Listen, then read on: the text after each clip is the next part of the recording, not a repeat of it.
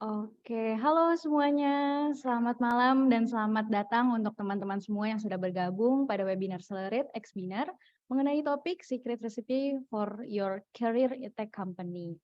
Oke, terima kasih aku ucapkan buat teman-teman yang sudah hadir pada malam ini dan sudah menyempatkan waktunya untuk mengikuti webinar pada malam ini. Baik, sebelumnya aku mau memperkenalkan diri terlebih dahulu. Aku Fitria dari Talent Acquisition Specialist di Celebrate yang nantinya akan memandu kegiatan selama kurang lebih 2 jam ke depan. Oke, gimana nih teman-teman di sini, apa kabar semuanya? Oke, mungkin boleh ya teman-teman kasih reaction atau sekiranya mungkin komentar gitu ya yang menggambarkan perasaan atau kabar kalian hari ini. Oke, alhamdulillah baik Mbak. Malam ini lapar, waduh belum makan malam ya kayaknya ya? Oke deh, oke mungkin aku juga kepo nih, aku mau nanya ke siapa ya?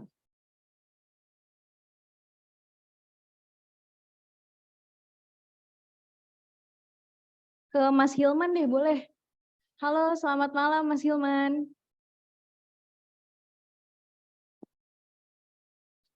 Halo Mas Hilman? Oke kayaknya Mas Hilman nih lagi siap-siap ya untuk masuk ke webinar kita. Oke mungkin aku akan, bertanya sama Mas Rido mungkin kali ya? Halo selamat malam Mas Rido. Halo, halo. Oke gimana Mas kabarnya hari ini Mas? Aku alhamdulillah baik, Mbak Fitria. Oke, alhamdulillah ya. Oke, gimana Mas Rido untuk kerjaannya hari ini? Kerjanya so far so good sih. Oke, oke. Oke, thank you banget nih buat Kak Rido. Semoga sehat selalu dan aman terus ya untuk pekerjaannya. Nah, buat malam ini kayaknya kita juga perlu mengupas sedikit kira-kira apa sih sebenarnya yang akan kita bahas gitu ya. Oke, mungkin secara garis besar kita akan membahas mengenai opportunity di bidang tech company. Kita apa saja kira-kira skill yang sebenarnya dibutuhkan, kemudian juga bagaimana career path di tech company dan berbagai macam topik yang menarik lainnya gitu. Dan tentunya pastinya akan seru banget nih ke depannya. Oke, baik sebelum itu kita akan mempersilahkan terlebih dahulu untuk menyapa kedua pembicara kita pada hari ini yang keren-keren banget, yaitu ada Mbak Andrea dari Talent Acquisition Specialist di Celerit. Selamat malam Mbak Andrea. Halo, malam Mbak Fitri ya. Oke, gimana kabarnya Mbak Andrea hari ini? Baik, baik. Terima kasih Mbak Fitri. Apa kabar Mbak? Oke, kalau kayak gitu. Aku juga baik, Mbak Andrea. Oke, pembicara kita yang kedua yaitu ada Mbak Milka, Talent Acquisition Lead dari Binar. Halo, selamat malam Mbak Milka. Hai, malam Mbak Fitria. Mbak, sorry banget dari tadi aku lagi ngotak-atik kameraku tuh nggak bisa nyala. Jadi ini aku sambil ini ya, coba-coba biar bisa nyala. Oke, nggak apa-apa Mbak Milka. Oke, mungkin kita juga sudah nggak sabar ya untuk belajar langsung nih sama Mbak Andrea dan Mbak Milka. Tapi sebelum itu diingatkan juga untuk teman-teman itu sangat diperbolehkan sekali bagi kalian untuk menyalakan kameranya. Barangkali kalian ingin langsung belajar gitu ya, tatap muka langsung bareng sama Andrea dan Mbak Milka. Sangat diperbolehkan sekali gitu. Oke, nah di malam hari ini seperti biasa kita juga akan membagi-bagikan hadiah, nggak cuma bagi-bagi ilmu doang gitu ya. Kita akan membagi-bagikan hadiah, 2 hadiah bagi penanya yang paling menarik gitu ya. Itu berupa merchandise untuk 2 orang pemenang. Jadi teman-teman diharapkan itu bisa hadir di acara kita dari dari awal sampai akhir karena kita akan memberikan hadiah gitu ya. Hadiahnya spesial banget gitu. Oke, mungkin teman-teman semua sudah tidak sabar ya untuk mengetahui lebih lanjut mengenai opportunity khususnya di bidang tech. Tapi sebelum itu, kita kenalan dulu nih sama masing-masing dari company di speaker kita. Nah, di sini ada 2 company, yaitu ada Celerate dan ada Binar. Nah, mungkin, pertama kita akan mengulik lebih dalam, berkenalan langsung dengan Celerate bersama Mbak Andrea, Talent Acquisition Specialist dari Celerate. Dipersilahkan Mbak Andrea.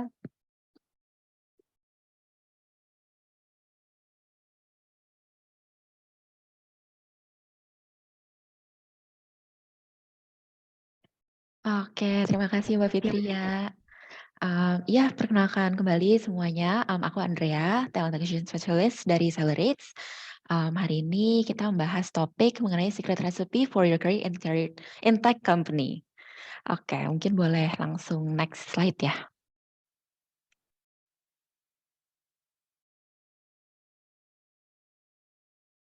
Oke, jadi ya sebelum kita masuk ke topik pembahasannya hari ini, seperti yang tadi disampaikan oleh Mbak Fitri ya, kita kenalan dulu ya dengan company-nya. Nah, yang pertama, kenalan dulu dengan Accelerates. Jadi di sini, di Accelerates itu ada 3 main bisnisnya. Yang pertama itu ada talent partner. Jadi apa sih talent partner itu? Jadi sebagai talent partner, Accelerates itu membantu untuk support bisnis klien dengan cara menyediakan talent-talent yang sesuai dengan kebutuhan klien. Nah, mungkin ini kalau dibahas keuntungannya untuk, sisi klien gitu ya. Tapi kalau untuk teman-teman sendiri nih yang mungkin developer, atau mungkin job seekers, itu keuntungannya apa sih? Gitu. Karena kami mencari talent untuk memenuhi kebutuhan klien, teman-teman berkesempatan nih untuk bisa bekerja dan menambah pengalaman di perusahaan klien. Untuk opportunity sendiri, ada di berbagai track, ada untuk berbagai role dan juga di berbagai industri. Nah, selain itu skill dan kompetensinya yang dicari juga tentunya beragam ya. Mungkin boleh, next slide sebentar ya? Oke, ya ini ada list, untuk industri-industrinya yang menjadi klien di Accelerates. Jadi ada di berbagai bidang ya, ada di government and public sector, ada di banking, telco, F&B, manufacturing, mining, logistik, dan tentunya ada IT company lainnya juga. Oke, kita balik lagi ke slide sebelumnya. Yang kedua, ada solution partner. Jadi sebagai solution partner kami membantu untuk support project klien. Nah, di sini mungkin teman-teman berkesempatan nih untuk bisa upgrade skill kalian, bisa menambah pengalaman, dan juga bisa develop produk. Contohnya seperti, data analytics, application, dan juga bisa menggunakan metodologi seperti Scrum atau Waterfall. Nah, yang ketiga itu, dan terakhir ada knowledge partner. Jadi kalau knowledge partner ini lebih ke support di skills dan kompetensi tim. Nah, jadi teman-teman kalau join di Accelerates sebagai karyawan, itu, kalian akan dibekali dengan free training dan kelas bootcamp. Jadi di sini kalian bisa menambah pengalaman kalian, mengasah skill kalian, dan juga, untuk skill sebagai trainer itu juga bisa loh. Jadi tentunya kalian akan mendapatkan tunjangan atau allowance, dan training-training ini juga bisa membantu untuk profiling kalian. Kalau dari ketiga main business ini, tim talent acquisition ada di, bagian talent partner. Oke, boleh next slide? Next lagi. Oke deh. Nah, di slide ini ada bahas sedikit tentang recruitment process outsourcing atau RPO. Jadi recruitment process outsourcing itu merupakan produk dari tim talent acquisition. Tapi sebenarnya apa sih RPO itu? RPO ini merupakan jasa yang disediakan pihak ketiga untuk membantu suatu perusahaan dalam melakukan sebagian atau seluruh proses rekrutmen mereka. Keuntungannya ada 3, yang pertama time saving, tentunya dengan dibantu untuk proses rekrutmennya berarti, perusahaan tidak harus melakukan seluruh prosesnya lagi gitu ya. Yang kedua ada cost effectiveness, jadi untuk beberapa perusahaan mungkin untuk melakukan proses rekrutmen itu, menjadi penambah biaya atau penambah pengeluaran gitu ya. Karena mungkin pengeluarannya bisa untuk menggunakan job portal, membuka job vacancy, dan lain sebagainya. Nah, kalau dengan RPO berarti kan tidak perlu ada pengeluaran itu ya. Dan juga yang terakhir ada expertise. Jadi sebagai penyedia jasa RPO, recruiting dan hiring itu menjadi job desk, kita sehari-hari gitu. Jadi, kita sudah mempelajari untuk job market-nya, strategi recruiting-nya, dan juga proses hiring-nya. Kalau, RPO ini kan jasanya ya yang kita provide ke klien. Tapi sebenarnya RPO ini terbagi jadi 2, yaitu Salary Acceleration Program atau CAP Dan yang kedua itu ada professional hiring. Ini bisa dibilang kedua cara atau kedua jalur gitu ya yang bisa teman-teman lalui untuk join ke perusahaan klien. Kalau professional hiring itu ketika talent acquisition dari Accelerate approach teman-teman secara personal dan menyampaikan informasi terkait job opportunity. Nah, kalau CAP atau Accelerate Acceleration Program itu program bootcamp-nya di Accelerate. Oke, boleh next slide. Oke deh, ini dia nih CAP. Ini program bootcamp-nya di Accelerate yang terdiri dari training, workshop, dan berbagai mini project gitu. Untuk pelatihannya dilakukan secara offline dengan bantuan trainer-trainer yang kompeten dari Accelerate dan sifatnya ini tidak berbayar atau gratis. Tapi emang ada beberapa proses rekrutmennya untuk join. Nah, dari program ini teman-teman bisa nih mencoba beragam tools yang mungkin sebelumnya belum pernah dicoba gitu ya. Dan juga praktek langsung dengan case yang sering muncul di lapangan. Durasinya itu dari awal hingga akhir selama 3 bulan. Next slide. Oke, ini selanjutnya ada our team skill competencies. Jadi di Accelerate ada skill apa aja sih? Nah, ini terbagi jadi 3 kategori. Yang pertama ada SAD atau System Application Development. Ada skills untuk web application, mobile, desktop, dan UI UX. Lalu yang kedua ada data analytics solution. Skills-nya ada data warehouse optimization, data governance, data integration, data migration, dan business intelligence. Dan yang ketiga ada kategori big data, cloud, IoT, and AI. Skills-nya ada big data architecture, machine learning, prototyping, administration, cloud service administrator, dan cloud service migration. Oke deh, boleh next. Oke, mungkin next aku kembalikan ke Mbak Fitria ya. Makasih. Oke, terima kasih banyak Mbak Andrea untuk penjelasannya. Oke, jadi teman-teman yang ingin masuk ke Accelerate, ingin meniti karir di bidang tech, mungkin bisa aja ya masuk ke dalam kedua program tadi yang dimiliki oleh Accelerate, yaitu ada Accelerate Acceleration Program dan ada Professional Hiring. Oke, perkenalan mengenai Accelerate tadi sudah gitu ya. Sekarang kita masih ada satu company lagi, dan pastinya teman-teman juga bakal penasaran juga. Kita akan mengulik lebih dalam lagi mengenai Binar bersama dengan Mbak Milka. Halo Mbak Milka, apakah sudah bisa di on cam? Belum bisa Mbak Fitria, aku juga bingung kenapa. Nanti kayaknya aku double device aja ya. Oke, Mbak Milka. Kalau begitu mungkin boleh Mbak Milka untuk mempresentasikan mengenai Binar. Silahkan Mbak Milka. Oke, thank you so much Mbak Fitria buat waktunya. Tadi juga thank you Kak Andrea udah share terkait Accelerate. Mungkin sekarang giliran aku singkat aja dari Binar. Sebelumnya salam kenal teman-teman, aku Milka, talent acquisition dari Binar. Mungkin teman-teman ada yang udah pernah dengar Binar ataupun belum. Tapi basically mirip sama Accelerate. Kita di company yang bergerak di edutech, education technology. Terus untuk produk-produknya mirip juga sama Accelerate, soalnya aku jabarin sedikit aja. Di sini ada 3, ada satu yang aku kelupaan tulis, nanti aku sampaikan secara lisan aja. Jadi yang pertama ada bootcamp. Bootcamp ini kayak pelatihan untuk kalau teman-teman yang mau berkarir atau memang mau pursue belajar di area digital atau teknologi. Di sini bootcamp-nya Binar itu waktunya 4-6 bulan lah kira-kira. Terus apa aja produknya atau apa aja sih yang diajarin? Di sini kita terbagi jadi 3 part gitu. Jadi ada yang terkait development, jadi ada front end dan ada full stack web development. Terus kalau misalnya teman-teman tertarik sama data, itu bisa belajar di bagian data science dan BI analysis. Dan yang terakhir di bidang produk, di sini ada product management dan ada UI UX. Kira-kira seperti itu. Nah, berlanjut dari bootcamp, kita ada produk juga namanya Job Connect. Jadi basically Job Connect ini membantu alumninya si bootcamp ini untuk lebih mudah mendapatkan pekerjaan gitu. Tapi bukan cuman untuk alumninya Binar aja. Si Job Connect ini kita juga open buat teman-teman dari luar yang mungkin emang nggak belajar di bootcamp Binar. Jadi kalau misal lagi cari kerja, itu juga bisa dibantu sama Job Connect Binar gitu. Jadi kita kerjasama sama beberapa klien dari berbagai industri. Terus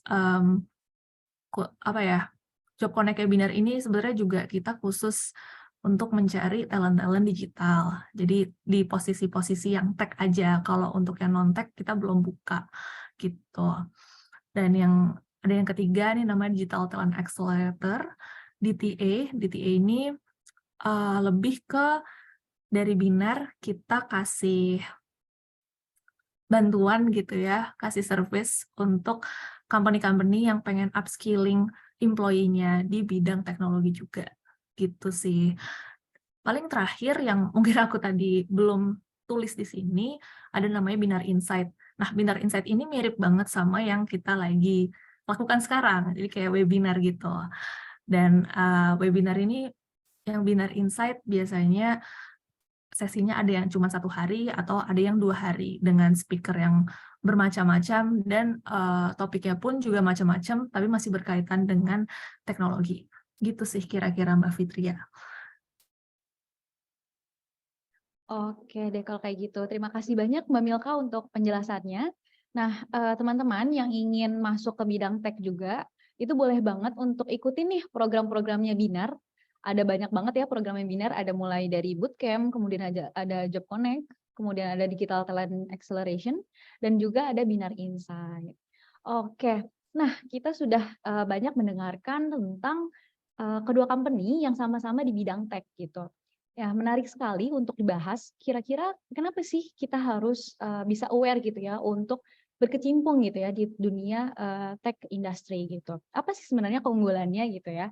Apakah memang di Indonesia demand-nya ini sudah tinggi gitu? Dan mungkin untuk menjawab pertanyaan itu semua, kita dengarkan langsung pemaparan materi webinar kali ini dengan judul Secret Recipe for Your Career in Tech Company. Kepada Mbak Andrea dan kepada Mbak Milka dipersilahkan.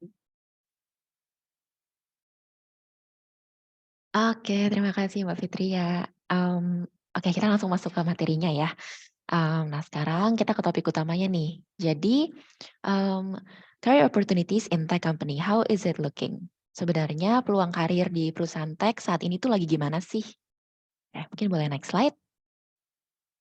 Oke, jadi menurut Kementerian Ketenagakerjaan, kebutuhan tenaga IT di Indonesia itu diperkirakan akan terus meningkat dari tahun 2022 sampai dengan 2025.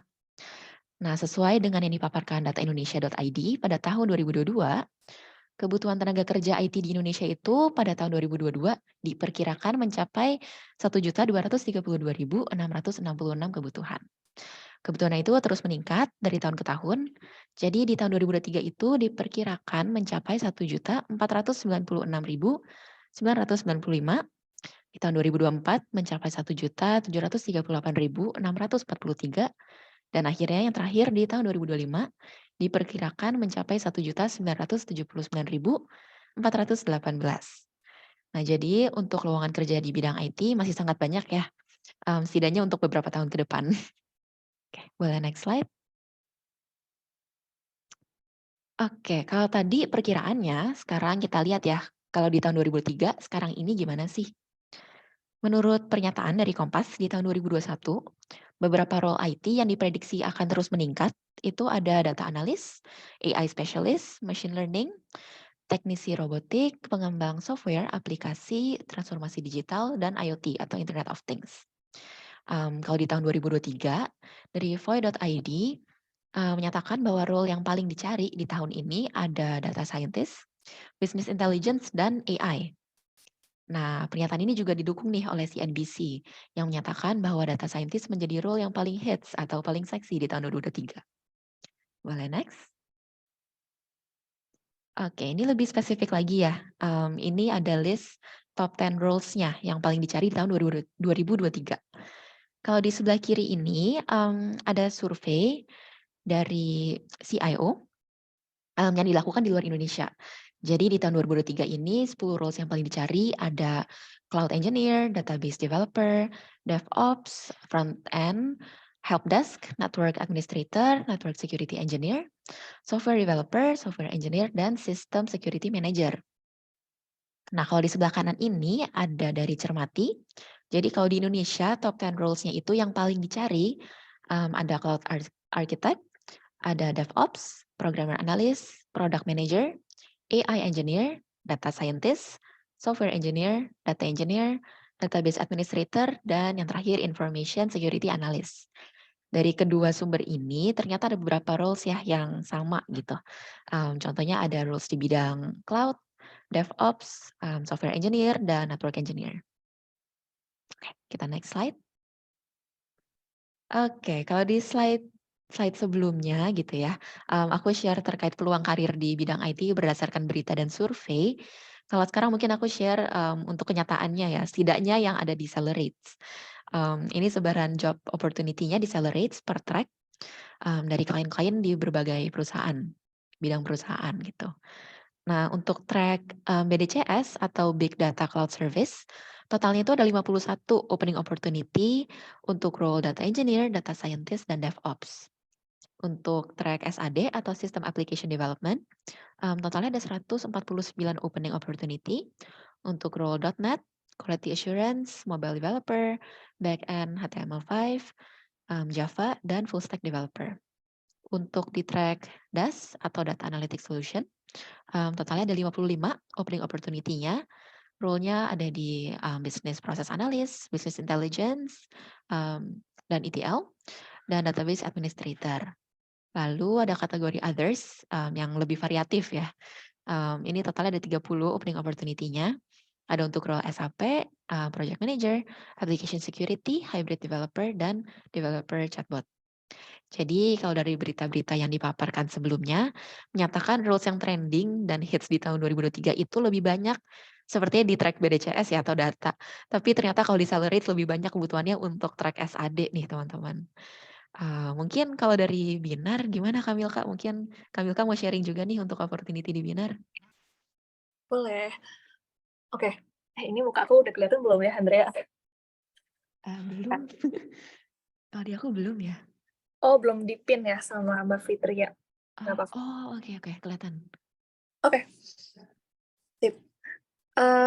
Kalau di Binar sendiri, kebanyakan tuh kliennya Binar, dia tuh bergeraknya di industri finance, insurance, terus ada juga IT solution. Terus yang banyak itu dia nyari buat web developer, front end, back end, terus mobile developer juga banyak. Dia kayak Android, iOS, Flutter, dan yang high demand lagi itu quality assurance. Jadi mirip-mirip juga ya sama yang tadi kamu share. Quality assurance-nya juga dia itu yang manual iya, yang automation juga iya. Gitu. Selain itu, dari posisi developer, kita juga banyak nyari untuk posisi produk kayak product manager atau product owner, atau mungkin teman-temannya kayak sistem analis, solution analis, gitu. Dan UI UX juga cukup banyak dicari. Dan yang terakhir data sih. Data high demand juga di kami. Jadi kayak ada data analis atau data scientist atau data engineer ya, mirip-mirip gitu ya. Dan BI developer, nah itu udah satu rumpun, satu family, dia banyak dicari. Gitu sih Kak Andrea. Oke deh, thank you Kamilka untuk sharingnya. Ternyata mirip-mirip ya di Binar juga. Oke deh, mungkin boleh aku lanjut ya ke next slide. Oke, next ini selain roles, penting juga loh untuk tahu tools apa aja sih yang sekarang lagi trending. Karena di dunia IT itu kan terus berkembang ya, jadi kita juga harus mengikuti nih progres untuk tools-nya. Nah, di sini ada 4 track, kita mulai dari yang pertama, ada BDCS. Untuk tools-nya yang sering digunakan ada SQL, Hadoop, Linux, GCP atau Google Cloud Platform, Spark, dan Arduino. Kalau untuk yang kedua, track SAD atau System Application Development, ada tools-nya SQL, PHP, Golang, JavaScript, dan REST API. Lalu next untuk di DAS atau Data Analytics Solution, ada SQL, Tableau, Pentaho, Power BI, dan Python. Dan yang terakhir untuk project management itu ada SQL, Java, Python, Catalan Studio atau Selenium, dan Jira. Oke. Boleh next slide? Oke, mungkin ini aku next ke Kamilka ya. Oke, sip. thank you Kak Andrea. Mungkin tadi kan Kak Andrea udah cerita gitu ya, udah jelasin sekarang tuh di tech company apa aja sih high demand position, high demand role atau posisi-posisi apa sih yang seksi gitu ya yang dicari sama mereka gitu. Nah, kalau aku di sini pengen cerita, pengen share kira-kira apa ya yang bisa kita siapin nih, apa yang kita kira-kira harus punya kalau misalnya kita mau pursue karir di tech company. Boleh next slide, Mbak Fitri ya? Oke. Jadi ini aku bagi ke 3 aspek ya, yang 3 aspek sangat general gitu. Jadi yang pertama kita bisa ngelihat dari education background, terus yang kedua experience, dan yang ketiga hard skill dan soft skill. Basically itu skill gitu ya. Nah, mungkin aku akan cerita dari point of view sebagai talent acquisition atau recruiter, karena kebetulan aku dan Kak Andrea juga ya, kita berkarir di bidang yang sama sebagai recruiter dan kebetulan juga spesifikasinya di tech gitu. Nah, di sini aku mau share sedikit. Kira-kira kalau kita jadi recruiter itu apa sih yang kita lihat gitu ya ketika teman-teman mau apply kerjaan di tech company. Jadi kayak apa sih yang sebenarnya tuh bisa dipersiapkan gitu.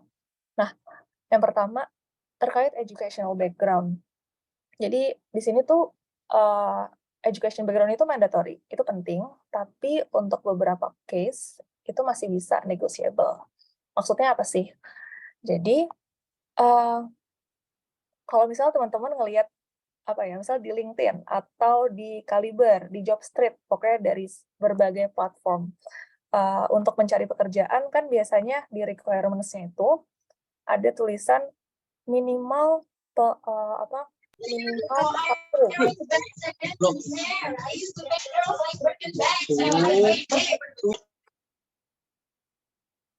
Sorry ada noise ya tadi.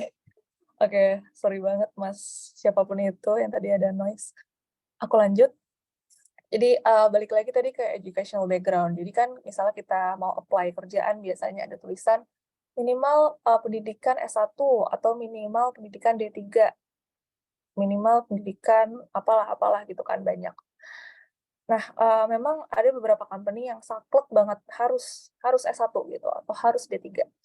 Tapi di beberapa case yang aku temukan dan teman-teman timku temukan, sebenarnya itu masih bisa loh negotiable gitu. Kenapa? Karena mungkin bisa aja nih teman-teman misalkan sekarang lagi oke, terakhir pendidikan D3 misalkan, tapi sekarang masih kuliah nih S1. Terus teman-teman misalnya lagi apply untuk posisi anggaplah front end developer dengan ketentuan minimal 2 tahun pengalaman. Tapi kalian tuh udah 3 tahun pengalaman sebenarnya dalam pekerjaan. Itu masih bisa dinegosiasikan gitu ya. As long as ya kamu bisa menunjukkan kalau kamu tuh experience di hal yang memang kamu apply gitu, di pekerjaan yang kamu apply gitu.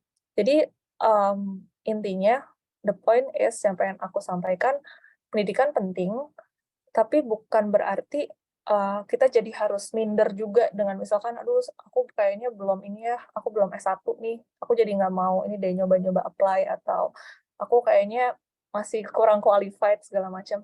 Nggak masalah, yang penting tambahin aja di skills yang lain, kalaupun misalnya memang teman-teman belum ada kesempatan untuk melanjutkan pendidikan, misalnya kayak gitu. Gitu sih, untuk bagian education background. Terus yang kedua, experience. Experience ini kita biasanya kan kalau misalnya apply di suatu pekerjaan gitu, kita cari yang memang fit dengan apa yang sudah kita kerjakan. Jadi kayak relate sama yang diminta sama company-company tersebut, gitu.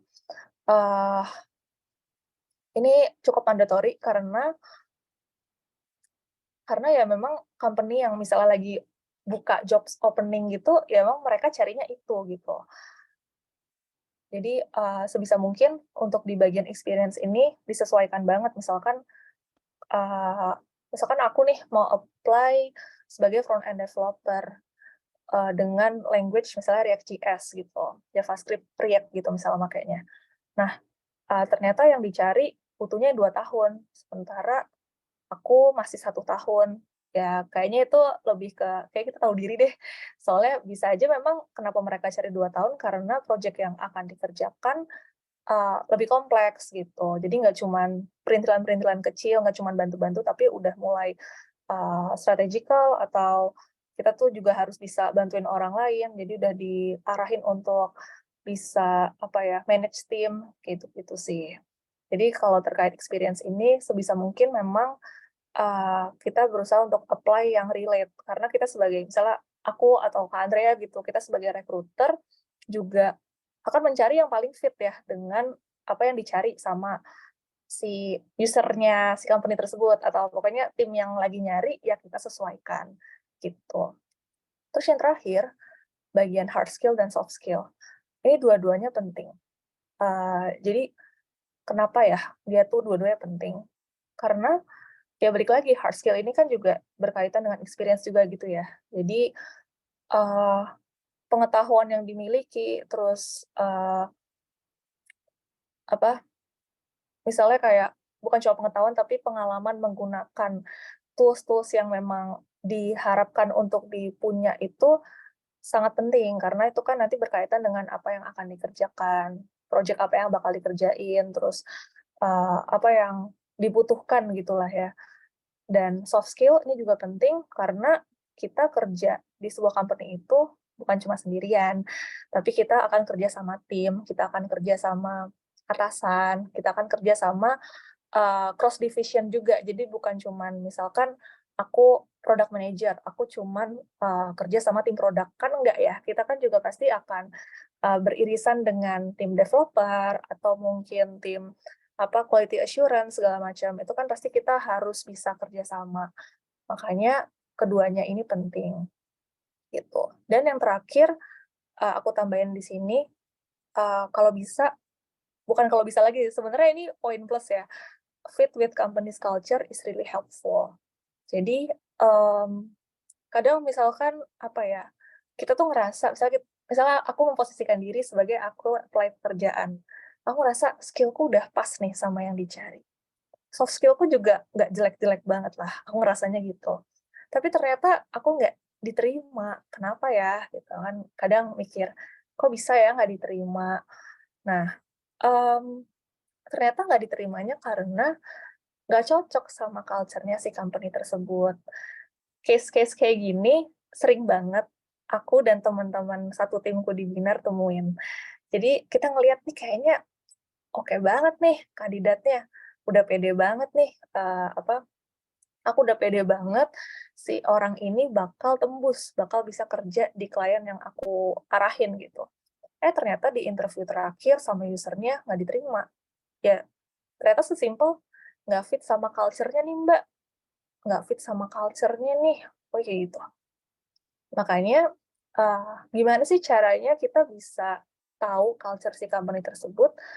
Ya caranya kita riset dulu, ini company bergerak di industri apa, terus mungkin, bukan cuma industrinya aja ya, kita juga cari tahu nih, ternyata di situ banyakan usianya yang kayak gimana sih, yang mungkin masih muda-muda kah? Atau beragam, ada yang udah bapak-bapak, ibu-ibu, atau mungkin, eee, mostly udah bapak-bapak dan ibu-ibu. Kan itu pasti cara komunikasinya beda generasi itu pasti beda ya, beda lah cara komunikasinya. Terus, mmm, selain itu cari tahu juga, kan, biasanya nih kalau misalnya kerja di startup atau semi-semi startup itu pace-nya cepet banget, kayak kita harus cepat bisa beradaptasi, kita harus curious, penasaran, kita harus, apa ya, harus bisa satset, pokoknya adaptasi ke mana-mana tuh harus ini, harus bisa. Terus misalnya dikasih kerjaan A, B, C, kita harus bisa kelar segala macam. Tapi kan ada juga company yang udah lebih tertata, kayak korporat itu kan dia udah lebih stable, udah lebih tertata. Mungkin projeknya udah nggak roro jonggrang, jadi projeknya tuh yang, ya udah misal 1 bulan ada project A, ya udah A aja, nggak ada tambah-tambahan lain, itu kan kayak lebih tenang. Nah, itu kayak kita juga mungkin sebelum apply pekerjaan atau mungkin di masa-masa kita mencari pekerjaan, kita cari tahu juga sebenarnya tuh kita sendiri tuh orangnya seperti apa sih? Apakah kita bisa untuk sat atau kita mencari ketenangan, itu benar-benar sesuai dengan kemampuan, experience, dan kemauan juga ya. Kalau misalnya kita biasanya sebenarnya orangnya santai, tapi pengen coba, pengen challenge diri sendiri buat aku bisa nih kerja di tempat kerja yang fast pace gitu, misalnya kayak gitu. Ya nggak apa-apa juga. Pokoknya dicobain aja semua menurut aku ya. Mumpung kita semua masih muda-muda, cobain aja semua, tapi balik lagi, based on kemauan kita, niat kita, dan juga kemampuan kita juga, gitu. Jadi, kita coba tapi jangan terlalu memaksakan juga, gitu sih. Kira-kira dari slide ini seperti itu. Boleh next, Mbak Fitri ya?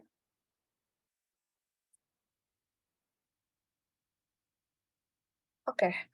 What are the steps that usually you have to test? Oke, jadi di slide ini aku pengen ceritain sedikit terkait rekrutmen prosesnya ya, di tech company, kira-kira seperti apa. Boleh next? Oke. In general, biasanya, step-nya tuh kayak gini. Jadi ada CV review, terus ada technical test, terus nanti ada interview dengan HR dan interview dengan user. Sebenarnya step ini tuh, sangat, apa ya, adjustable lah, benar-benar tergantung kebutuhan si company-company tersebut. Company-company kan biasanya beda-beda ya kebutuhannya. Mungkin, ada yang perlu cepet, ya udah, interview sekali aja gitu. Atau mungkin, oke, nggak pakai technical test, tapi langsung interview dengan live coding test. Kayak gitu-gitu tuh bisa banget terjadi. Cuman in general, kira-kira step-nya seperti ini. Jadi yang pertama CV review biasanya dilakukan oleh teman-teman HR atau teman-teman recruiter. Ini benar-benar kayak untuk tech atau non-tech, pastilah ya kita menghadapi di step CV review. Jadi kita misalnya sebagai pencari kerja, kita apply di berbagai platform. Terus yang kedua, untuk posisi tech ini biasanya ada technical test-nya dulu nih. Ini kayak disesuaikan aja, kalau misal kita apply sebagai developer, ya udah nanti tesnya berkaitan dengan developer, atau misalkan sebagai QA, ya udah terkait testing, kayak gitu-gitu. Dan technical test ini biasanya ada tenggat waktunya ya. Kalau di tempat aku sendiri, rata-rata klien itu ngasih tenggat waktu 3 hari gitu. 3 hari pekerjaan, kalau misalnya nggak selesai, ya kadang kita bisa negoin gitu kan. Tapi kalau misalnya emang company-nya saklek, ya udah 3 hari nggak selesai, nggak usah dilanjut prosesnya.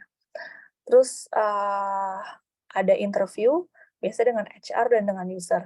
Ini benar-benar company itu juga suka-suka mereka ya. Bisa aja interviewnya dipecah, jadi HR dulu baru user, atau mungkin user dulu baru HR, atau mungkin digabung sekalian jadi kayak cepet dalam satu sesi, gitu. Kira-kira begitu sih untuk step-nya. Nggak terlalu panjang, tapi cukup, tricky. Biasanya bagian paling tricky tuh based on experience interview dengan user sih. Karena kan kalau user itu pasti dia nyari orang untuk timnya yang paling cocok, yang tadi mungkin balik lagi ke pembahasanku sebelumnya, cocok bukan berarti hanya dari hard skill atau dari soft skill, tapi juga dari, ini orang sesuai nggak ya kerja sama tim aku, dia sesuai juga nggak ya sama value-nya, selain tim aku, value dengan kantor, value dengan orang-orang di sekitar, dan value apa yang dicari sama kantor ini tuh cocok nggak sih sama si orang ini, kayak gitu sih kira-kira. Oke, boleh next Mbak Fitria. Nah ini mungkin aku balikin lagi ke Kak Andrea ya, terkait karir path. Oke, thank you Kak Milka. Oke. Iya, mungkin aku lanjut ya ke karir path-nya nih. Jadi untuk karir path di tech company, selama berkarir itu kan biasanya ada nih gambaran karir path yang ingin dicapai gitu ya. Mungkin di 5 tahun ke depan, atau 10 tahun, atau berapa lama ke depan gitu ya.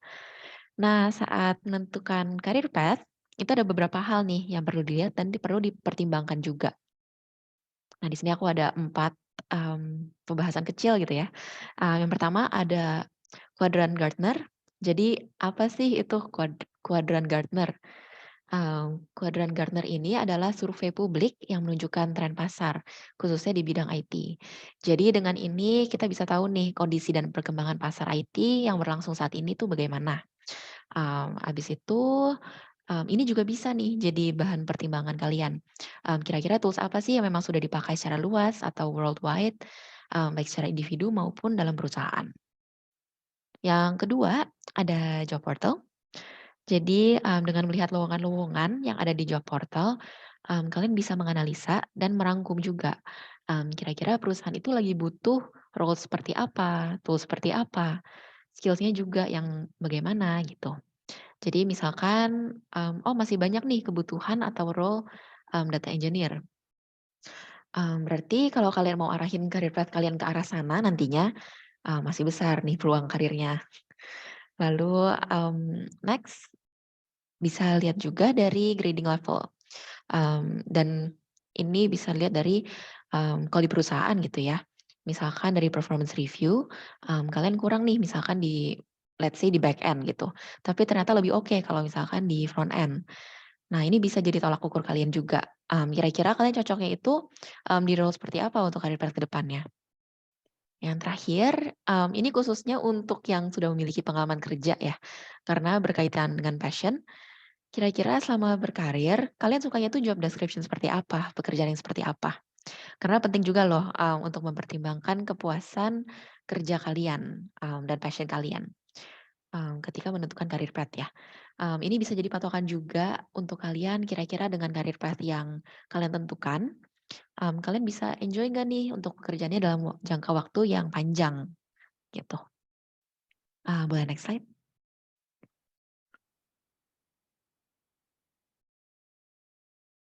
Oke, bonus round winning your career in tech. Next slide lagi boleh? Oke deh, mungkin ini, slide terakhir kalau dari aku, tips and tricks-nya. Untuk tips and tricks-nya, yang pertama kembangin terus core technical skills kalian, karena di dunia pekerjaan ada banyak sekali, kebutuhan yang artinya akan banyak sekali juga saingannya. Ditambah lagi di dunia kerja, terutama di bidang IT, itu kan terus berkembang, jadi jangan sampai ketinggalan juga sama teman-teman yang lain. Nah yang kedua, selain hard skills, jangan lupa juga soft skills-nya. Tadi Kamilka juga sempat singgung ya, kembangin juga nih terus, untuk, soft skills-nya, problem solving skills-nya, time management, critical thinking, analytical thinking, dan lainnya. Nah, next-nya ada gain personal experience. Mmm, Selain kalian kembangin juga nih, hard skill dan soft skill, setelah itu boleh banget dipraktekin langsung, supaya lebih kegambar juga kira-kira gimana sih penerapannya kalau di dunia kerja. Kalian bisa menambah pengalaman dengan misalnya ikut dalam komunitas, menjadi speaker, dan lain sebagainya gitu ya. Hal-hal ini tuh dapat meningkatkan profiling teman-teman semua dan melatih komunikasi kalian juga. Karena seperti yang kita tahu, mmm, umumnya dan katanya sih, nggak tahu juga ya, katanya IT developer itu pendiam-pendiam semua. Jadi, dengan semakin aktif, kalian bisa meningkatkan komunikasi kalian, sehingga ketika suatu saat misalkan diminta untuk membuat laporan dan presentasi, atau dalam meeting, kalian bisa merangkai kerangka laporan kalian dengan baik. Selain itu, jangan lupa juga untuk, perbanyak portfolio, karena portfolio itu juga sangat dilihat oleh interviewer. Dengan banyaknya portfolio ini akan melatih juga nih, untuk pengalaman hands on kalian, pengalaman case study kalian. Jadi ketika menghadapi masalah teknis, kalian udah dapat insight dari pengalaman sebelumnya. Selain itu, jangan hanya tertuju juga pada satu tools, karena biasanya IT developer itu kan wajib mencoba dan membandingkan antar tools. Misalkan untuk, ketika visualisasi data gitu, untuk data A kira-kira cocoknya pakai tools apa nih, misalkan pakai Tableau. Tapi kalau data B mungkin lebih cocok kalau pakai tools lain, misalkan pakai Power BI gitu. Jadi dicoba-coba juga semuanya. Yang keempat, ada network and build professional relationship. Secara umum memang banyak sekali ya manfaatnya untuk memperluas koneksi, tapi terutama di lingkungan kerja, cara kalian berkomunikasi dengan orang lain itu sangat penting. Karena kalian kan kerja nggak sendirian, dan pastinya ada rekan kerja, ada atasan, atau bahkan mungkin ada subordinate juga yang kerja bareng kalian. Dan yang terakhir, embrace continuous learning, karena proses belajar itu nggak ada akhirnya, dan mungkin teman-teman bisa nih seminggu sekali atau bahkan setiap hari kalau mau ya, menyediakan waktu beberapa lama 1-3 jam untuk belajar sesuai dengan profesi atau keahlian kalian masing-masing.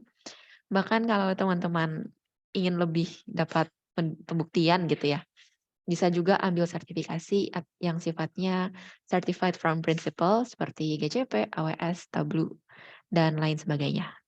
Atau teman-teman aplikasi bisa juga ambil dari BNSP, karena saat ini banyak perusahaan IT juga yang mewajibkan sertifikasi by testing from principal. Oke, mungkin kalau dari aku itu aja. Next, bisa ke next slide. Ini mungkin dari Kamilka mau sharing juga nih untuk tips and tricksnya ya. Oke. Thank you Kak Andrea. Tadi mungkin yang di-share Kak Andrea itu lebih ke hard skill ya, tapi juga nyerempet soft skill, udah pasti. Terus kalau ini ini sangat soft skill sih kalau yang mau aku share. Jadi, yang pasti be confident. Karena kalau kita nggak percaya sama apa yang kita bisa atau apa yang bisa kita kasih ke company, itu tuh jatuhnya kayak setengah-setengah gitu. Kalau misal memang merasa di dalam pekerjaan ada yang kok kayaknya kurang ya, atau misalkan aku kayak punya ide atau apa, ya nggak apa-apa, be confident aja. Sampaikan aja apa yang kamu rasa bisa kamu kontribusikan atau kamu bisa tambahkan biar project yang kamu kerjakan bisa lebih faedah gitu ya. Terus yang kedua, ini aku kasih meme sedikit, help others, basically you're not going to work by yourself. Balik lagi, karena kita kerjanya bareng tim, dan cross division juga, tadi Kak Andrea juga bilang, sama subordinate, atau mungkin sama atasan, segala macam, dengan divisi lain. Pokoknya mencoba buat, ya walaupun misalnya kita kerjaan susah banget, udah pasti dong kerja nggak mungkin gampang ya, namanya juga cari duit, cari cuan nggak mungkin gampang. Tapi, kita jangan cuma mikirin diri kita sendiri lah intinya. Kita, sebisa mungkin juga bisa ngebantu, gitu. Terus yang ketiga, do research and observation. Ini penting banget juga sih untuk kita sering-sering ngelakuin riset atau observasi di dalam pekerjaan kita, atau mungkin pekerjaan teman-teman kita yang beda divisi tapi berkaitan sama kita. Karena, pasti kan kita pasti selalu didatengin masalah. Iya sih, tiap hari kerja, nggak mungkin nggak ada masalah dong. Kalau kita hidup nggak ada masalah, kita nggak akan kerja, karena kita nggak akan solve sesuatu, itu udah pasti. Nah, gimana caranya biar kita bisa lebih punya pengetahuan atau punya experience baru segala macam, ya kita lakuin riset aja, ngelakuin observasi dengan apa yang terjadi, terus kita cari tahu, oh mungkin di company lain, atau mungkin kita punya teman di company lain yang role-nya mirip sama kita, atau kerjaannya mirip-mirip sama kita, mereka juga mungkin masalahnya mirip-mirip. Terus ya udah kita cari tahu, sebenarnya kondisi yang aku alamin wajar nggak sih? Terus, oh ternyata teman aku juga ngalamin, kira-kira apa ya yang mereka lakukan? Mungkin bisa insightful juga nih ke pekerjaan aku, kira-kira kayak gitu. Dan yang terakhir, do not hesitate to ask questions to your lead or colleague, atau mungkin ke teman beda divisi juga nggak masalah. Jadi ketika kita bingung, ketika kita ngerasa bukan suntuk ya, buntu gitu maksud aku. Bingung, buntu, kayak, apa ya, kayaknya aku udah ngelakuin semua hal, tapi kenapa ya masalahnya belum selesai, kenapa kerjaannya kok masih belum clear gitu. Ya tanya aja, nggak apa-apa. Intinya jangan takut untuk bertanya dan jangan takut merasa kalau kamu nanya kamu tuh bodoh. Enggak sama sekali. Asalkan jangan dalam satu hari kamu nanya mulu, misalkan udah dijelasin pertama nih udah dijelasin jam segini, ternyata kamu tuh nggak nangkep, terus kamu tanya lagi itu baru annoying ya. Dibedakan di bagian itu, yang pasti, jangan takut buat nanya kalau misalnya bingung, tapi jangan sampai mengganggu juga, gitu sih. Itu mungkin dari aku, mungkin aku wrap up, tadi Kak Andrea udah jelasin sedikit tentang di hard skill-nya, kalau aku di soft skill-nya, dan semoga apa yang kita sampaikan hari ini terkait apa aja nih yang seksi di tech company, terus mungkin apa aja yang bisa kita siapin, dan bekal-bekal kita biar kita bisa pursue career di tech company bisa berguna buat teman-teman, dan Mungkin teman-teman ada yang mau switch career atau mungkin ada teman-teman yang baru banget lulus kuliah atau lulus bootcamp, lulus pelatihan terus baru mau cari kerja, atau mungkin ada juga teman-teman yang kayak kita ya, Andre, yang sebagai recruiter yang mau kayak tukar pikiran, tukar pengalaman, boleh banget kita habis ini discuss gitu sih. Jadi thank you so much buat waktunya Mbak Fitria, buat teman-teman Accelerates. Dari aku sama Kak Andrea mungkin udah cukup.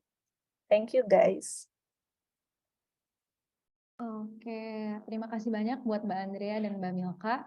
Ini sangat menarik sekali ya materinya.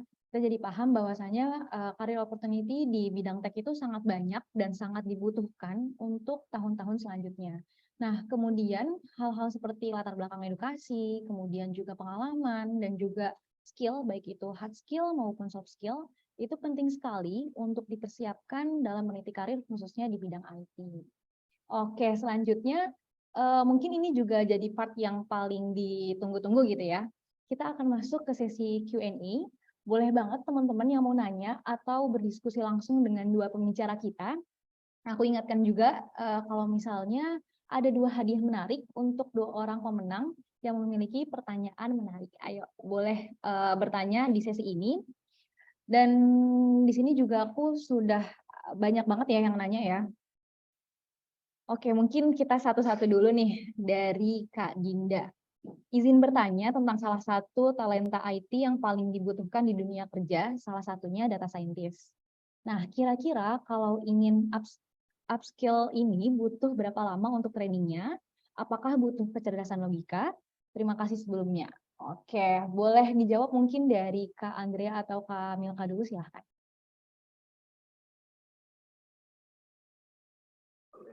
Oke, Kak Milka mau atau aku dulu nih, Kak? Kamu dulu boleh. Oh, oke. Ya jadi tadi, tentang data scientist ya, berapa lama untuk trainingnya ya. Kalau dari pengalaman di Accelerates itu trainingnya sekitar 3-4 bulan ya. Dan apakah butuh kecerdasan logika? Iya, perlu, pastinya perlu. Tidak hanya logika tapi juga analytical thinking ya. Karena apapun pekerjaan yang bergerak di bidang data itu pasti butuh logika dan analisa. Karena dalam pengolahan data itu, data scientist, fundamental requirement-nya itu ada logika dan analisa. Itu sih. Mungkin dari Kamil mau ditambahin, Kak? Aku udah on mic ya, oke. Mungkin tambahannya sebenarnya durasinya itu balik lagi ya tergantung ikut pelatihan di mana gitu dan pengen sedetail apa yang pengen kamu pelajari gitu. Jadi itu tergantung, tapi emang rata-rata tadi mungkin kalau dari Accelerates 3-4 bulan ya, kalau di Binar 4-6 bulan, ya mirip-mirip lah ya, setengah tahunan. Dan kecerdasan logika penting banget sih. Karena kalau nggak ada kecerdasan logika kayaknya nggak bisa jalan kita kerja di dunia data gitu. Gitu sih paling dari aku. Thank you Dinda untuk pertanyaannya. Thank you, Kak Dinda. Oke, semoga jawabannya menjawab ya gitu. Oke, nah ini ada pertanyaan yang nggak kalah menarik juga dari Andrea Nadifa gitu ya. Izin tanya, kalau misalnya kita career shift dari non-IT position ke industri dari non-IT position ke yang IT position gitu ya. Dengan modal belajar dari bootcamp atau ambil sertifikasi dari course gitu. Sebaiknya start apply kerjanya ke company seperti apa? Thank you. Oke, mungkin karena tadi udah dijawab dari Kak Andrea yang pertama, sekarang boleh Kak Milka dulu. Oke, boleh. Sebenarnya kalau apply kerja di company seperti apa aja, boleh-boleh aja, nggak ada batasan. Yang jelas balik lagi, kamu cari yang memang mereka itu open buat level junior gitu. Jadi bukan yang langsung level udah manajerial atau level yang udah supervisor segala macam, tapi as a staff dulu aja gitu. Jadi yang aku tekanin bukan di industri yang seperti apa atau company yang seperti apa, lebih ke levelnya aja. Dan cari tahu, kamu kepoin aja tuh, misalnya kamu nemu ada beberapa company yang, oh dia boleh, dia ini nih lagi cari level junior gitu, level yang mungkin bisa nih kalau aku sebagai lulusan bootcamp atau sertifikasi bisa apply. Terus kamu cari tahu, ini company bergerak di bidang yang seperti apa yang sekiranya project-nya itu mungkin selaras dengan apa yang udah kamu pelajarin gitu. Jadi bukan terkait industrinya apa segala macam, tapi kamu kepoin ininya aja, project-nya. Terus kira-kira ya kamu perkirakan juga mungkin apa yang aku pelajarin sesuai nih sama apa yang mereka cari. Terus yang kedua, udah nggak usah takut apply dulu aja kalau misalnya memang levelnya itu sama, yang sesuai. Terus ketika kamu misalkan, wah dipanggil interview gitu, kepoin aja dan kamu ceritain kamu di bootcamp kamu tuh belajarnya tuh apa. Terus menurut aku kalau kita apply, kalau kita lagi interview sama company, itu bukan cuma company yang nyari employee, bukan mereka doang yang butuh, tapi kita juga butuh kerjaan kan. Jadi kita tuh sama-sama saling butuh. Jadi selain mereka yang nanya, mereka yang interview, ya kita istilahnya interview balik, bukan interview balik ya, lebih kayak ya udah kita kepoin aja, santai aja kayak boleh tahu nggak ya kalau dari company nyarinya yang kayak gimana, project-nya seperti apa, terus kalau aku pengalamannya kayak gini-gini, kira-kira bisa nggak ya untuk contribute di project yang kamu cari atau apa, company kamu cari, kayak gitu-gitu. Jadi kepoin di hal itu. Yang pasti udah nggak usah takut buat apply atau cari tahu. Karena kalau ya you never know if you never try, gitu. Tapi jangan ini ya, tahu diri juga ya. Jangan yang asal langsung lompat, "Wah, gue mau ini apply manajerial lah," padahal kan baru lulusan bootcamp tuh nggak mungkin. Jadi ya dipikir-pikir juga, gitu sih. Gitu Mbak Fitri ya mungkin. Oke, thank you banget Kak Milka untuk jawabannya gitu ya. Ini ada pertanyaan lagi nih. Mungkin aku akan merangkup jadi satu gitu ya dari pertanyaannya Kak Dita dan Kak Nara gitu. Nah, untuk pekerjaan analisis data itu harus menguasai IT atau statistik gitu ya. Sama apakah pekerjaan yang high demand sekarang itu masih bisa bertahan sampai 5 tahun ke depan? Oke, mungkin boleh dari Kak Andrea ya.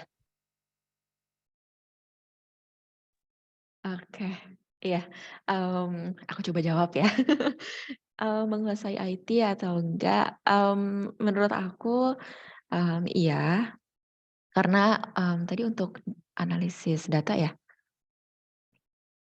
Iya, betul betul. Heeh, analisis data itu, menurut aku kan itu juga perlu skill kayak query, visualisasi data dari berbagai tools dan gimana cara ngolah datanya. Jadi kalau ditanya menguasai IT, atau enggak, menurut aku iya. Lalu tadi yang kedua untuk 5 tahun ke depan ya? Aduh sorry banget nih, untuk 5 tahun ke depan, apakah banyak atau enggak ya Mbak Fitria ya untuk lowongan kerjanya? Iya betul. Apakah pekerjaan yang high demand sekarang itu masih bisa bertahan sampai 5 tahun ke depan? Oke, untuk sampai 5 tahun ke depan, tentunya nggak ada yang bisa tebak, tapi, kalau menurut aku bisa aja high demand sampai 5 tahun ke depan. Karena kalau tadi dari data Indonesia yang sempat aku paparkan saat presentasi itu kan prediksi dari tahun 2022 sampai 2025, itu masih konsisten tuh trennya naik. Jadi menurut aku, dan kenyataannya dari 2022 sampai 2023 itu memang naik kan. Jadi kalau sampai 5 tahun ke depan menurut aku, selama nggak ada hal-hal yang mengejutkan ya, kayak contohnya ini kan tiba-tiba ada pandemi gitu ya, akan terus naik sih trennya. Jadi lowongan kerja akan tentunya masih banyak. Gitu. Mungkin kalau dari Oke, thank you banget Kak Andrea untuk penjelasannya. Ini ada satu teman kita juga nih yang ingin bertanya secara langsung gitu ya. Oke, mungkin dari Mas Ilham boleh on mic, Mas?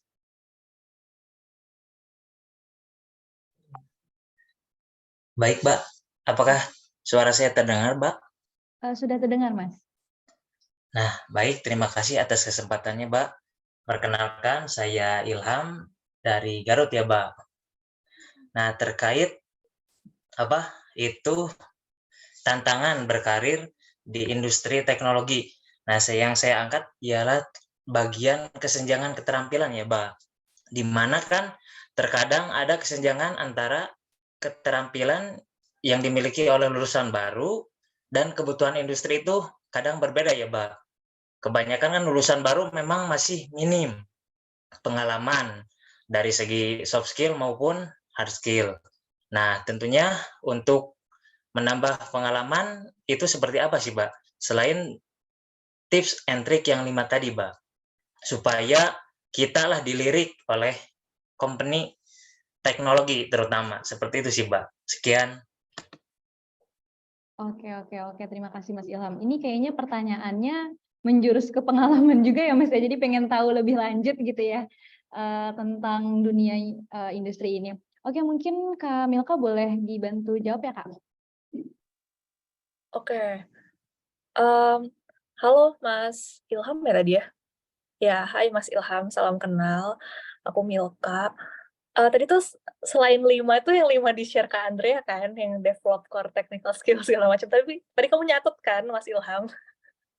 Oke, nice. Dia nyatet loh Andrea. Kita kasih tepuk tangan dulu. Mantap. Nah, eee, tadi yang kamu tanyain, lulusan baru maksudnya fresh graduate, kamu baru lulus dari, univ gitu ya? Itu kamu on mic aja nggak apa-apa kok, kita ngobrol kali ya? Ya, boleh sih, Mbak. Oke. Eee, Kamu berarti baru lulus univ, lulus kuliah itu untuk, kayak jurusan IT juga kah? Atau mungkin kamu switch career banget nih? Kebetulan saya jurusan sistem informasi juga sih, Mbak. Oh, terus kamu misalnya tertarik jadi apa nih? Kalau saya lebih ke apa ya, quality assurance mungkin, Mbak, atau technical writer. Soalnya Ah, sambil gali-gali juga sih, Mbak, belajar dikit-dikit. oke. Dulu pas kuliah udah sempat belajar tentang itu juga nggak? Kayak testing Kalau atau kuliah memang ada sih, Mbak, tapi hanya sedikit.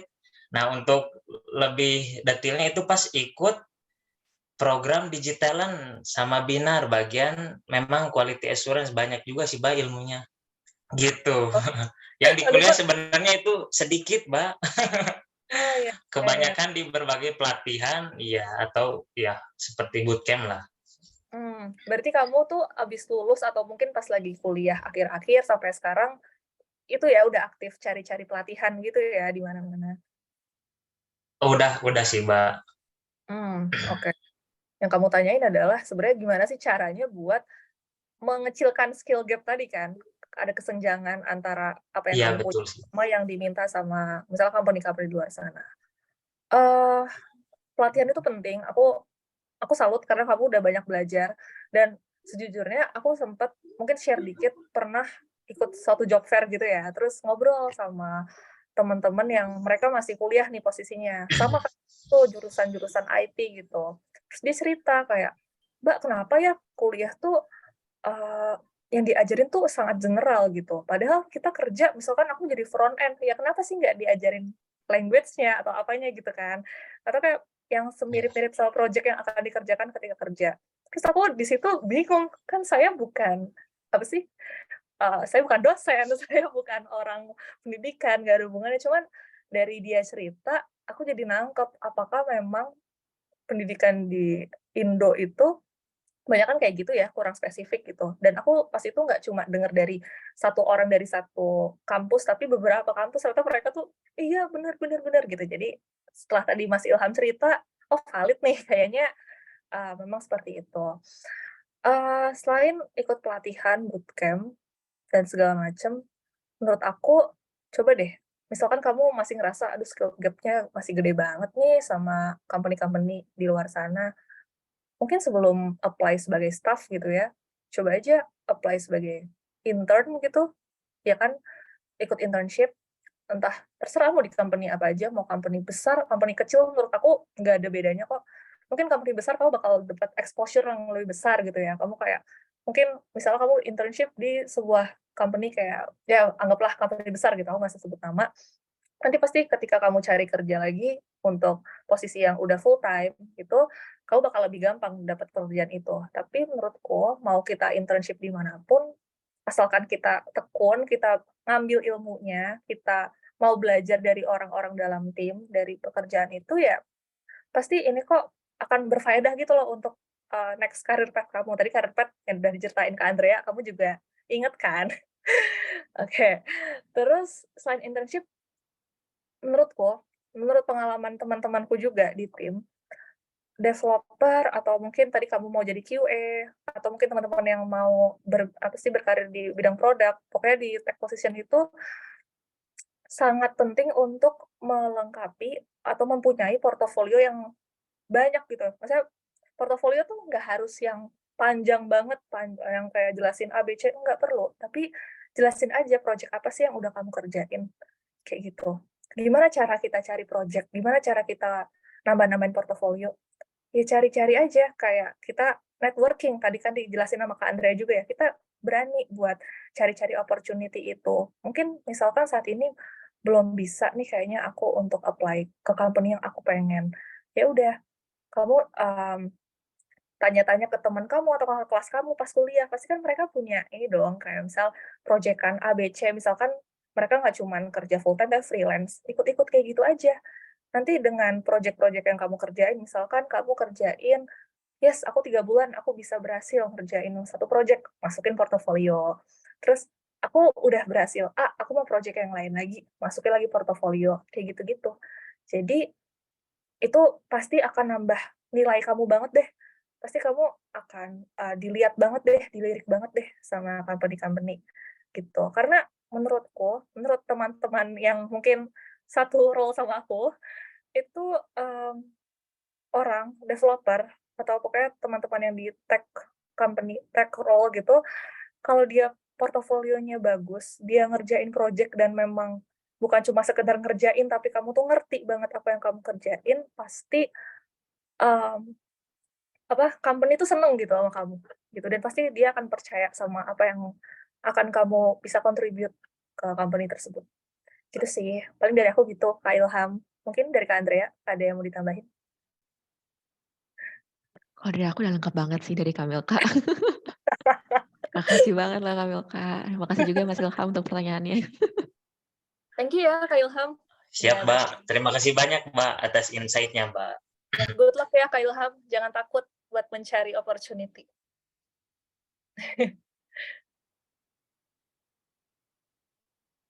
Oke, terima kasih banyak nih untuk teman-teman semua yang sudah bertanya. Kayaknya banyak banget ya yang pada bertanya nih, masih banyak yang antusias gitu ya untuk malam hari ini. Oke, ini lanjut ke pertanyaan dari Kak Retno. Permisi Kak, izin bertanya, jikalau kita belum mempunyai pengalaman bekerja, sedangkan kita tahu kalau kita itu bisa bekerja di bidang itu, bagaimana sih kita bisa meyakinkan bahwa kita bisa bekerja di bidang itu? Terima kasih. Oke, mungkin dari Kak Andrea bisa bantu jawab ya Kak? Oke, jadi untuk pengalaman kerja, kalau misalkan kita tahu ya, bisa gitu untuk di bidang itu, cara meyakinkannya gimana, menurut aku banyak-banyakin juga untuk, kayak training, kalian misalkan bootcamp gitu diperbanyak gitu. Lalu, portfolio juga tadi sempat disinggung ya sama Kamilka, itu juga bisa diperbanyak gitu. Mmm, Kalau cara meyakinkannya ya, misalkan belum ada pengalaman ya ini, konteksnya ya, Kak Retno?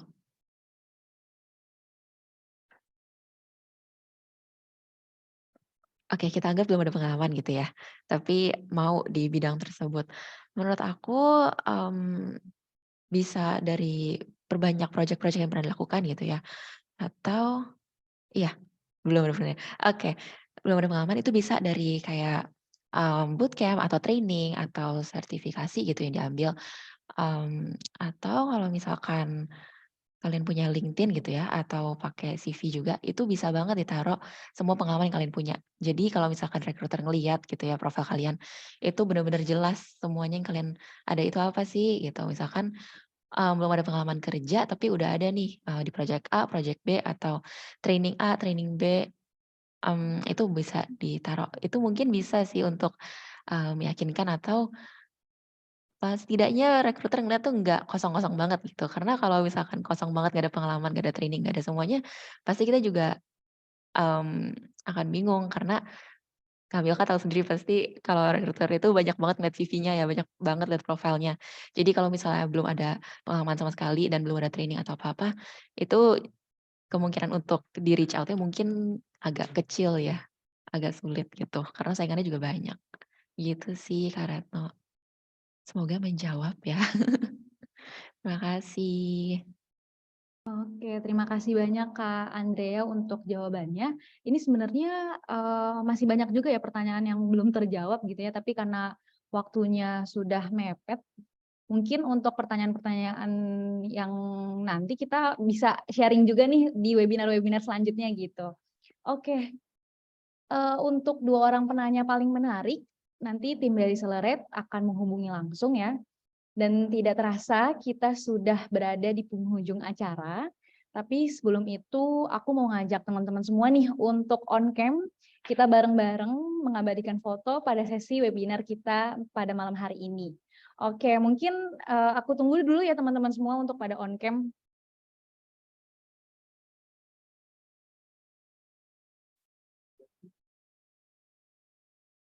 Yuk pada on cam yuk.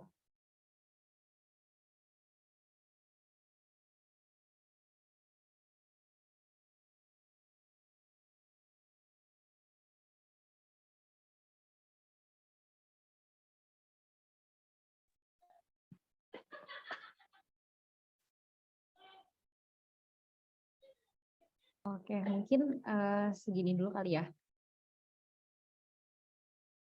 Oke, mungkin boleh dari tim Celebrate untuk bantu juga nih. Aku hitung bareng-bareng ya. Aku hitung dari 1, 2, 3. Oke, slide selanjutnya. 1, 2, 3. Oke, thank you banget teman-teman semua yang sudah join pada malam hari ini. Terima kasih banyak atas antusiasmenya. Kemudian juga terima kasih banyak untuk Mbak Milka dan Mbak Andrea yang sudah sharing dan memberikan materi yang sangat menarik. Aku pribadi juga mendapatkan manfaat yang banyak banget dari materi malam ini gitu.